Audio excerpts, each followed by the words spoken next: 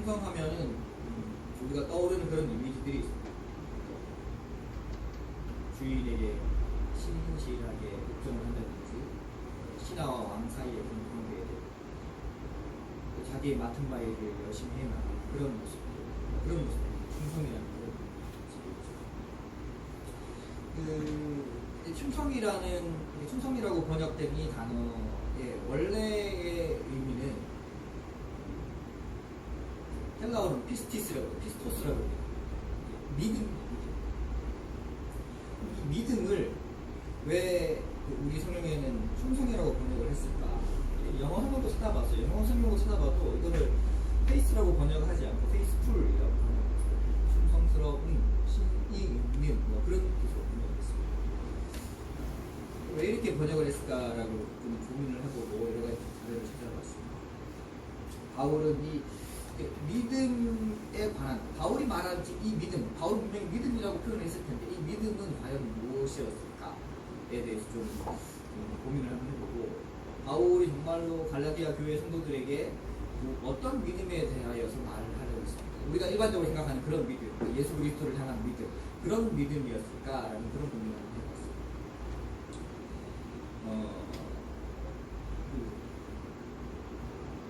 아마도 바울이 여기서 말하는 이 믿음의 의미는 우리가 일반적으로 생각하는 그 믿음은 아니었던 것 같아요. 예수 그리스도를 향한 믿음이라기보다는 그 믿음이 근본이긴 하지만 그 믿음으로 인하여서 파생된 그 믿음을 얘기를 하는 것 같아요. 그러니까 믿음으로 인한 믿음, 그러니까 좀 실천적인 믿음을 얘기를 하는 거예요. 바울이 얘기하는 그 믿음은 그런 식의 믿음이었던 거예요. 그래서 아마 번역을 여러 성경에서 충성 혹은 신실이라고 합니다. 다시 말해서 예수 그리스도를 믿는 확실한 믿음 가운데서 그분께서 말씀하신 일들이 실제로 이제 나타나지고 이루어져 가는 것에 대한 신뢰, 그거를 우리가 또 믿음이라고 표현할 수 있죠. 오히려 신뢰에 더 가까운 그런 어감인 것 같아요. 그로 인하여서 나타나게 된 성도의 신실한 삶과 관련되어져 있는 것.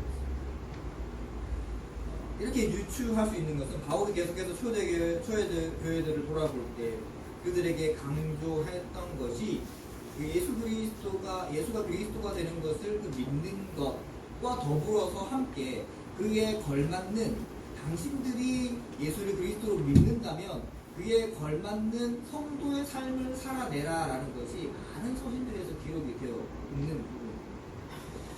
그에 걸맞는 그 성도의 삶을 인내함으로, 오래 참음으로 그렇게 견뎌야 한다는 것, 이 강조점이 동시에 강조되고 있기 때문에 바울이 말하고 있는 이 믿음이라는 것이 실천적으로 이루어지는 그 믿음에 관한, 예수 그리스도를 믿는 것에 관한 신뢰의 삶의, 우리가 지난주에 살펴보았던 베드로서에서도 이 이야기를 하고 있었습니다. 그만큼 당시에는 예수 그리스도를 믿음으로 산다는 것은 아주 힘들고 어려웠던 일이었던 것이 분명합니다. 그렇게 예수 그리스도에 대한 믿음으로 살아갈 때에 성도들에게 가장 절실하게 필요했던 것은 하나님 나라의 소망이었습니다. 제가 여러 번 강조했었던 부분입니다. 그 소망이 이루어지기까지 말씀에 순종하며 신실하게 믿음으로 살아가는 것, 그 믿음을 잃지 않고 끝까지 견디어서 지켜내는 것, 이게 실천적으로 우리에게 정말로 그 당시 사람들에게도 정말로 필요했던 것이죠. 이렇게 바울이 말하는 충성은 예수님께서도 마태복음에서 말씀하셨습니다. 오늘 제가 이제 선택한 이 본문에 마태복음 25장에는 몇 가지 비유들이 등장을 하는데 그 중에서 첫 번째 등장하는 비유가 열처녀 비유. 우리가 이렇게 말씀을 볼 때는 앞뒤 문맥을 같이 봐야 됩니다. 같이 안 보면요, 요 부분을 내가 봐야 되고 요 부분만 따로 떼어서 보면요, 오류에 빠지기가 굉장히 쉽습니다. 그래서 한 본문을 택했다면 그 앞뒤는 어떻게 연결되어 있는지 우리가 살펴볼 필요가 있습니다. 제가 선택한 본문이 14절부터지만 사실은 그 앞절부터 이야기가 시작되고 있는 거죠. 그 앞절부터 보면 열처녀 비유가 등장합니다. 열처녀 비유는 우리가 잘 알고 있는 그런 비유입니다. 10명의 처녀가 있습니다. 신랑이 오기까지 기다리고 있습니다. 근데 신랑이 좀 하필 더디 와요. 아무리 기다려도 신랑이 오지 않아. 그 중에 10처녀 중에 5처녀는 굉장히 슬기로운 처녀였고 5처녀는 미련한 성형이라고 미련한 처녀라고 말하고 있습니다. 그렇게 돌고 있다가 동시에 같이 10명의 처녀가 언제 올지 모르고 신랑을 기다리고 돌고 있다가 아주 오랜 시간이 지난 후에 신랑이 들어옵니다. 그때 신랑을 맞이하기 위해서 등불을 켜고 있었습니다. 오랜 시간이 지난 후였기 때문에 등불이 이제 꺼져갔었겠죠. 그때 이 슬기로운 처녀에게는 슬기로운 처녀 5처녀에게는 예비된 기름이 있었어요. 그 예비된 기름을 가지고 등불을 켰겠죠. 그런데 미련한 처녀는 예비된 기름이 없었고 기름을 사러 간 사이에 이 혼인잔치에 문은 닫혀버린 요 부분이 25장의 첫 번째 나오는 비유의 앞부분입니다. 그런데 자세히 보시면요, 예수님께서 이 비유를 말씀하실 때 이미 이 비유가 무엇에 관련된 비유인지는 이미 말씀하셨어요.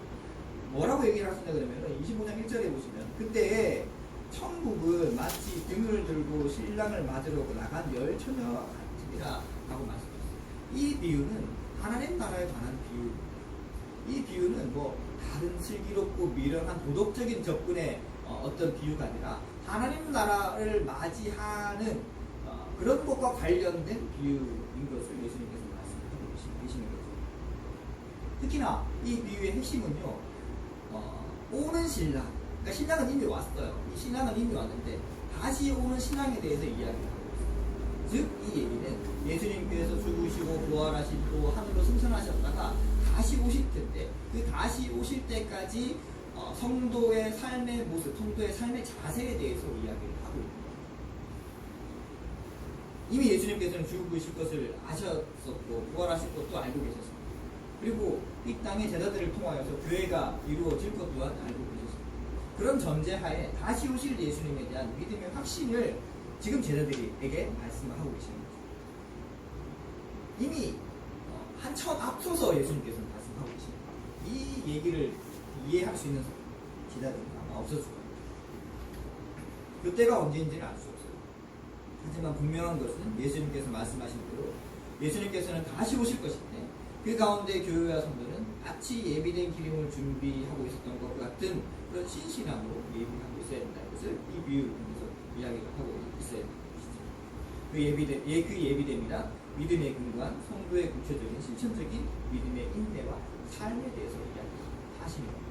지금 갈라디아 교회를 포함해서 많은 초대교회 성도들이 지금 당하고 있는 그 어려움들에 대해서 이미 예수님께서 이미 말씀하셨거든요.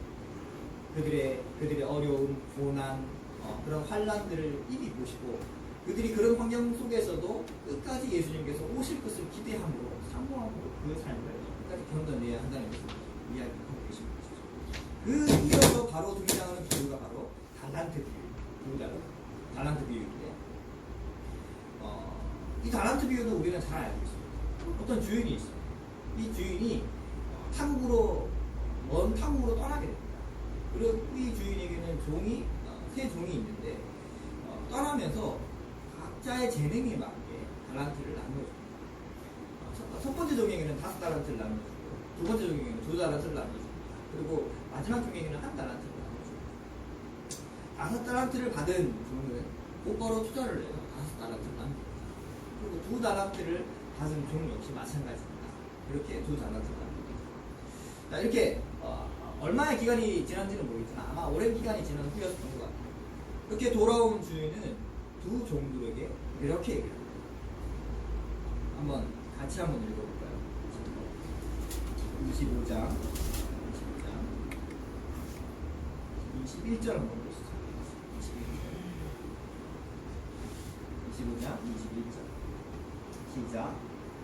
그 주인이 이르되 잘하였도다 착하고 충성된 종아, 내가 작은 일에 충성하였음에 내가 많은 것으로 내게 맡기리니 내 주인의 즐거움에 참여할지어다 하고. 이게 5달란트를 남긴 종에게 주인이 칭찬한 내용이거든요. 그런데 그 뒤에 2달란트를 남긴 종에게도 토시하는 않듯이고 똑같은 칭찬을 주인이 하고 있습니다. 잘하여도다 착하고 충성된 종아, 내가 적은 일에 충성하였으며 내가 많은 것을 내게 맡기고 내 지위에 즐거움에 참여하였지어다. 이 두 종은 주인이 다시 돌아올 것을 확신하면서 받은 달란트를 잘 관리를 했습니다. 그리고 열매를 거두었습니다. 사실 이 부분에서 열매를 거두었다는 건 그렇게 중요한 부분은 아닙니다. 열매의 양이 얼마가 되는지는 중요하지 않다는 것을 성경에서 말하고 있어요. 왜냐하면 5달란트를 받은 종이 5달란트를 남기고 2달란트를 받은 종이 2달란트를 남겼잖아요. 한 종은 5달란트를 남기고 한 종은 2달란트를 남겼어요. 그런데 칭찬은 똑같아요. 그들이 얼마를 남겼느냐는 중요하지 않아요. 중요한 것은 그 종들이 주인이 돌아오는 것을 기다렸고 그 주인이 떠나면서 그들에게 했던 그 메시지를 기억하면서 순종했다는 것이 중요한 포인트입니다. 똑같이 칭찬을 했습니다. 주인이 두 종을 똑같이 대한 것은 애초에 달란트를 나누어 줄 때 그들의 재능을 따라서 나누어졌기 때문에 5달란트를 남길 만한 종에게 5달란트를 남겼고 2달란트를 남길 만한 종에게 2달란트를 남겼습니다. 열매가 중요하지 않고 주님께서는 그들의 재능에 맞게 그들에게 맡겼습니다. 그 종은 자신이 할 수 있는 최선을 다해서 신실하게 했습니다. 5달란트는요 5달란트를 남겼고요 2달란트는 2달란트를 남겼습니다. 이 얘기는 그에 맞게 그에게 주어진 재능에 맞게 최선을 다해서 헌신하면서 이렇게 살았다는 겁니다. 그들이 남긴 달란트는 이익이라기보다는 그들의 헌신했으며 신실했던 모습에 대한 보상이었을 것입니다. 그래서 주인은 이렇게 칭찬을 합니다. 잘하였도다 착하고 충성된 종아 내가 작은 일에 충성하였으며 주인은 먼저 착하고 충성된 종이라고 말하고 있어요. 여기서 충성이라고 번역된 단어가 아까 우리가 갈라디아서 성령의 열매에서 봤던 그 충성과 똑같은 원어적인 의미를 가지고 있습니다. 두 종들은 충성된 종들입니다. 이 말은 주인의 말에 헌신했다는 의미입니다. 주인이 다시 올 것을 확신했다는 것과 더불어서 주인의 말에 순종해 자신들이 할 수 있는 대로 힘을 다해 신실하게 그 말을 지켜내야 한다는 것입니다. 주인은 이것을 작은 일이라고 표현하고 있습니다. 주인 입장에서 볼 때는 작은 일일 수 있습니다. 하지만 종의 입장에서는 정말로 최선을 다해서 살았던 일이었어요. 그것은 자신의 주어진 환경에서 최선을 다한 신실하고 충성된 삶이었습니다. 그에 대한 보답으로 주인은 그들에게 자신이 가진 많은 것을 맡기며 그 즐거움에 함께 참여하게 될 것이라고 말씀하고 있습니다. 이 비유 역시 마찬가지입니다. 이 비유 역시 예수님께서 말씀하시면서 무엇에 관한 비유라고 말씀을 하고 있는 것과 천국에 관한 비유라고 이미 25장에서부터 시작을 하고 있습니다. 이 두 가지 비유 다 하나님의 나라에 관련된 비유입니다. 나중에 일어나게 될 일이지만 교회와 성도는 예수 그리스도를 통해 완성된 하나님의 나라를 기대하면서 믿음으로 신실하게 그리고 충성되어 그 자신의 맡겨진 달란트에 맡겨진 대로 신실하게 살아내려야 한다는 것을 예수님께서 말씀하고 계십니다. 첫 번째 비유를 통해서는요, 예수님께서 다시 오실 것입니다. 그때까지 너희가 예비하고 준비된 마음으로 살아라. 그런 자세로 살아라는 것을 얘기를 하고 계시는 거예요. 두 번째 비유를 통하여서는 좀 더 구체적으로 각자 재능에 맞게 얼마나 신실하고 충성되게 그 준비를 해 나가야 되는지를 이야기를 하고 있는 것입니다. 자, 갈라디아 교회 성도들도 그렇게 살아야 했을 것입니다. 바울은 동일한 기대와 소망을 성도들에게 전하고 있습니다. 그런데 마지막 한 종은 그렇지 못했어요. 그는 한 달란트를 받은 종이에요. 근데 이 달란트는 이 종은 이 한 달란트를 받아서 어디에 투자하지 아니하고 그냥 땅에 묻어두었습니다. 그리고 주인이 돌아왔을 때 그가 이렇게 얘기를 합니다. 한번 말씀을 한번 보시고요. 24절 제가 한번 읽어보겠습니다. 한 달란트 받았던 자는 와서 이렇게 주인이여 당신은 굳은 사람이라 심지 않은 데서 거두고 해치지 않은 데서 모으는 줄을 내가 알았으니 두려워하여 나가서 당신의 달란트를 땅에 감추어 두었나이다. 그래서 당신의 것을 가지셨나이다. 이 한 달란트를 받았던 종은 돌아온 주인에게 변명을 하고 있습니다. 변명을 하면서 이렇게 변명을 하고 있죠. 당신은 굳은 사람이라 심지 않은 데서 거두고 해치지 않은 데서 모으는 줄을 내가 알았어 라고 변명을 하고 있습니다. 당신은 이런 사람입니다. 그래서 내가 이렇게 땅에 감추어 두었습니다 라고 이야기를 하고 있는 것이죠. 정말로 그랬을까요? 지금? 그러지 않았습니다. 뒤에 말씀을 보면은 그렇지 않았다는 것입니다. 이 종은 주인을 오해하고 있었습니다. 그리고 자신이 받은 달란트를 그저 땅에 묻어두었다가 주인에게 그대로 돌려주었습니다. 말씀에는 등장하지만 않지만 그는 어쩌면 처음부터 주인이 돌아오리라는 것에 대한 확신이 없었을 수도 있습니다. 앞에 다른 두 종들과 달리 그저 받은 것을 땅에 잘 묻어두었다가 이런 마음이었던 거죠. 땅에 잘 묻어두었다가 주인이 돌아오면 그대로 다시 돌려주면 되고 안 돌아오면 어떻게 됩니까? 자기 게 됩니다. 그런데 앞에 두 종은 어떻습니까? 투자를 했잖아요. 그게 이익이 될지 손해가 될지는 아무도 알 수 없어요. 근데 이 마지막 종은 그러지 않았어요. 그러지 않고 땅에 그대로 묻어두었다가 주인이 돌아오면 다시 돌려줍니다. 안 돌아오면 자기가 가는 거예요. 이런 마음으로 묻어두었을 수도 있을 거예요. 앞에 두 종들과는 시작부터 달랐습니다. 그리고 자신이 받은 한 달란트의 능력도 사용하지 않았습니다. 이 종의 모습을 달리 표현하면 예수를 그리스도로 믿어 교회에 속하고 성도가 되었지만 그 믿음의 삶에 확신하지 못하고 주님께서 말씀하신 그 약속도 신뢰하지 못하고 주님께서 다시 오시리라는 그 말씀에 대한 확신도 없으면 그렇게 성도의 모습만 흉내내어 그렇게 살아가는 그저 만약에 실제로 그 일이 일어나면은 다른 성도들과 함께 그 영광에 참여하려고 하는 그런 간사한 마음 그리고 만약에 그 일이 일어나지 않는다 하더라도 사실은 별로 손해가 없는 그런 성도의 모습일 수 있다는 거죠. 이런 사람들은 작은 환난과 고난에도 그 믿음이 흔들려 대비하고 말죠.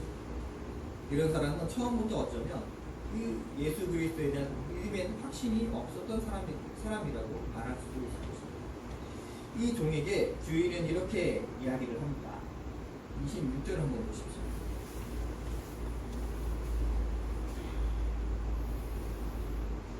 제가 한번 읽어보겠습니다.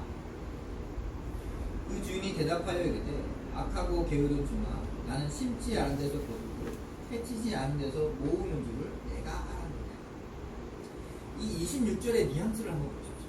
주인이 이 종의 이야기를 듣고 너가 생각하는 나는 그런 사람이었어? 나는 실제로 그런 사람이야. 그런 뉘앙스겠습니까? 아닙니다. 그런 뉘앙스가 아니라 네가 나를 오해했어.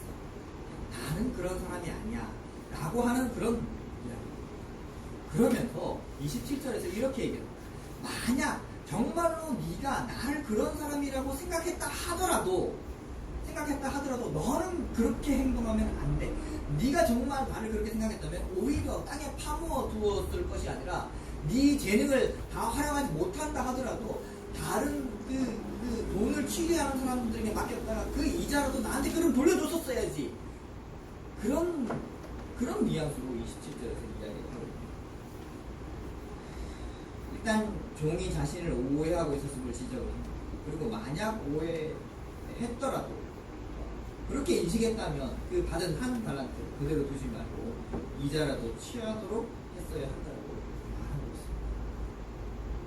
이 말은 주인이 이자를 얻는 것이 중요하다는 것을 말하고 있는 것이 아닙니다. 나는 너에게 맡긴 한 달란트를 통해서 내가 이익을 얻어야 되겠어. 그 얘기를 하고 있는 거죠. 종은 주인을 오해했고 주인에 대한 믿음의 확신도 없다라는 것에 대한 책망을 주인이 하고 있는 거죠. 결국 이 종은 자기가 받은 것도 빼앗기고 갈라디아서에서 바울이 말하고 있는 충성이라는 것이 바로 이런 것인 것 같아요. 그것은 예수 그리스도의 믿음에 근거한 신실한 신뢰의 삶, 그 믿음에 근거한 믿음의 삶에 대해서 충성이라고 말할 수 있는 것입니다. 예수를 그리스도라고 믿는 것도 아주 어려운 일이지만 그만큼 쉽지 않은 것 또한 그 믿음에 근거한 확신 있는 성도의 삶일 것입니다. 교회를 이루고 성도로 살아가지만 언제 끝날지 모르는 불안과 어려움의 연속, 그리고 주님께서 약속하신 말씀들이 언제 실현될지 알 수 없는 두려움의 연속들은 초대교회의 많은 그런 신실한 삶의 그 동료를 힘들었습니다. 도대체 내가 언제까지 이렇게 살아야 하나? 내가 언제까지 이 고난의 길을 가야 하나? 주님께서 약속하신 그 모든 약속의 말씀들은 도대체 언제 이루어지나? 끝없는 그런 자신과의 싸움, 그 믿음의 싸움을 살아갈 때에 그 신실한 삶의 동력이 기간이 지나면 지날수록 힘들었을 것입니다. 다시 오시겠다고 말씀하셨지만 과연 그 날이 오기는 할지에 대한 확신은 서서히 힘들었습니다. 아마 추측컨대 초대교회 성도들 예수님께서 다시 오시겠다고 말씀하셨을 때 그 오시겠다는 그 말씀이 그렇게 먼 미래가 아니라고 생각했을 가능성이 굉장히 클 겁니다. 성경에 나오는 많은 그들의 기대를 보면 실제로 그랬을 가능성이 굉장히 크죠. 곧 오시리라고 말씀하셨는데 영원히 오시지 않을 것 같은 그 황망함, 그 두려움이 그들의 믿음을 흔들었을 것입니다. 그런데 이렇게 흔들리는 그 믿음의 확신은 우리 역시 마찬가지예요. 주님께서 다시 오시겠다고 말씀하셨지만 그 기다림은 초대교회로 훨씬 지나서 오늘날 우리에게까지 이어서 오고 있습니다. 아직까지 주님은 오시지 않습니다. 그래서 어쩌면요, 제가 가끔 이 부분에 대해서 이야기를 하는데 우리는 주님이 다시 오시리라는 것에 대한 믿음이 없이 살아가는 성도일 가능성이 굉장히 큽니다. 정말로 믿음으로 살아간다고 하지만 그 믿음이라는 것은 지금까지 예수님께서 죽으시고 부활하셨고 말씀하신 그거에 대한 믿음인 것이지 다시 오시겠다고 하는 그 믿음에 대한 그거는 사실은 우리에게는 굉장히 부정한 것이 사실이에요. 어떻게 할 수 있습니까? 우리는요, 오늘 주일이잖아요. 내일 월요일이 오리라는 확신이 있어요. 그죠? 다음 주가 오리라는 것에 대한 확신이 있습니다. 그런데 내일 주인이 오시리라는 것에 대한 기대는 없어요. 그런 기대를 가지고 있는 사람은 저를 포함해서 아무도 없는 것 같아요. 그런데 주님께서는 분명히 약속하셨습니다. 다시 오시리라는 약속을 하셨는데 그 때는 언제인지는 알 수 없어요. 그런데 그 때를 기다리는 사람이 교회를 다니는 사람들 중에서 성도된 사람들 중에서 그 믿음과 확신 가운데 서 있는 사람이 거의 없다는 거예요. 어쩌면 우리는 사실은 믿음이 없는 것일 수도 있습니다. 예수님께서 말씀하신 것에 대한 그 믿음의 삶에 대한 확신, 인내함으로 기다려야 되는 그 믿음의 삶에 대한 확신이 없는 사람들일 수도 있습니다. 그런데 비록 우리의 처지와 형편이 그렇다 하더라도 우리는 어떤 모습으로 그렇게 살아가야 할까?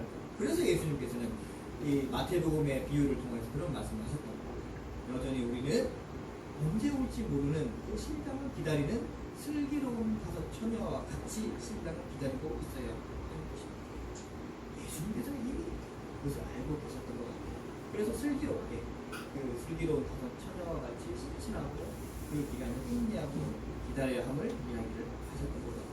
그리고 착하고 충성된 2 종과 같이 주인의 말씀에 순종하며 신실하고 그 삶을 살아내야 할 필요가 있는 것입니다. 그래서 믿음으로 자신의 자리를 잘 지켜내는 것입니다. 각자의 자리에서 자기에게 주어진 환경 속에서 그렇게 철저하게 자기를 부인하고 자기 십자가를 지고 예수님의 말씀을 떠올리며 그렇게 순종하며 사는 것이 우리가 슬기로운 2 처녀와 같이 신실한 2 종과 같이 그렇게 살아가는 것일 것입니다. 바울은요, 많은 고난에도 불구하고요, 복음을 전하는 자신의 삶의 자리를 잘 지켜냈었습니다. 때로는 가난하기도 했고요, 때로는 풍족하게 됐었습니다. 때로는 따뜻하게 됐었고요, 어떤 때는 추울 때도 있었습니다. 때로는 천막을 만들면서 행복하게 지내야 됐었고요, 때로는 누군가의 도움으로 그렇게 살아갈 수도 있었습니다. 이런저런 환경에도 불구하고 바울은 자신의 자리를 잘 지켜냈고 아시아와 유럽의 여러 지역에 교회로 서 있었습니다. 루터는 로마 가톨릭의 사제였었어요.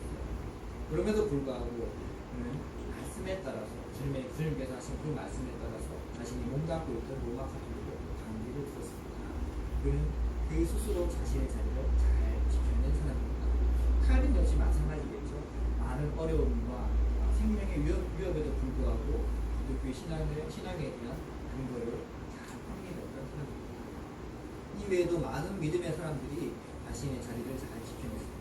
우리 역시 마찬가지예요. 우리는 이처럼 대단한 사람들은 아닙니다. 하지만 우리 역시 그리스도를 믿는 사람으로서 우리의 현실의 삶에서 믿음에 근거한 삶을 우리의 자리를 잘 지켜낼 필요가 있을 것입니다. 주님께서는요, 그 삶의 크기는 중요하게 여기시지 않습니다. 다만 자신이 받은 그 달란트, 그 재능에 합당하게 최선을 다하면서 그렇게 살아가기 원하십니다. 그것이 바로 우리가 살아가야 할 충성된 삶, 신실한 삶일 것입니다. 그리고 그 삶의 근원은 역시 마찬가지로 우리에게서 나오는 것이 아니라 하나님께서 나오는 것임을 우리는 잊지 말아야 할 것입니다. 바울은 충성이 성령의 열매임을 말하고 있어요. 신실하게 살아가는 것, 그 믿음의 확신을 가지고 살아가는 것 역시 우리에게서 나오는 것이 아닙니다. 하나님께서 우리에게 그런 능력을 주셔야만, 우리에게 힘을 주셔야지만 가능한 것임을 알 수 있습니다. 우리는 무엇에 충성하면서 어떤 일에 신실하며 살아가고 있는 것인지 우리 자신의 모습을 돌아보시려고 합니다. 이 고민을 깊이 해보며 오늘과 내일 그리고 우리의 인생을 이렇게 신실하게 하나님의 말씀을 쫓아 살아갈 수 있는 성도님들 되시기를 소망합니다. 기도하겠습니다.